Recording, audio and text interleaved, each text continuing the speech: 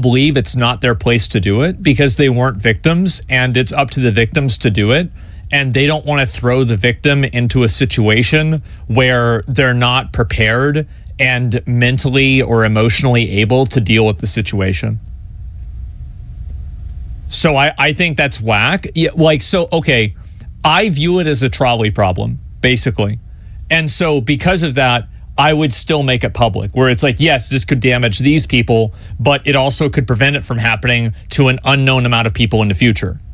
So I have the same conclusion, but I don't think that their perspective is entirely invalid. Needs hardly any introduction. Before he was infamous for his crimes, he was at the top of society. Yeah. He rubbed shoulders with especially if people don't really know about it, right? You hear about this, maybe this happened. Are you really going to go out and spread some crazy rumor like this that you don't really know?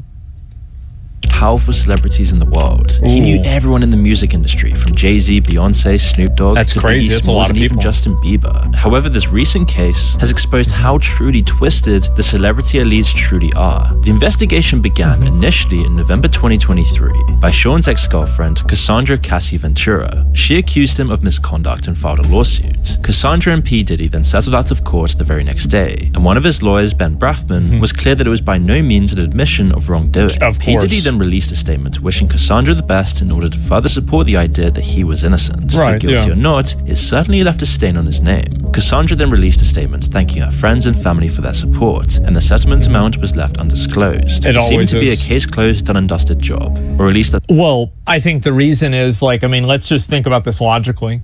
Why would he do this if, like, he's paying this massive amount of money? It's no way a mission of wrongdoing. Like, I mean, come on.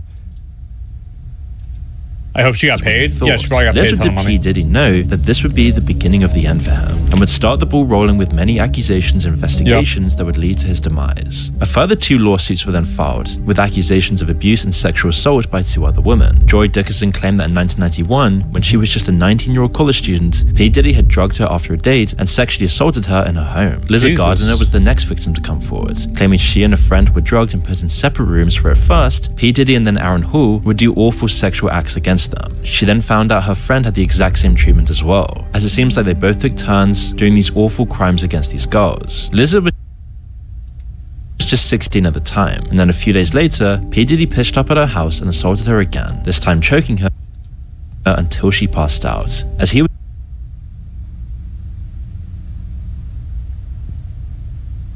What the fuck? was irritated at the thought that Lizard might mention this to his girlfriend. Then in December 2023, another person came forward. Wait, what? That Lizard might... Until she almost passed out because he was worried she might divulge what happened. So he...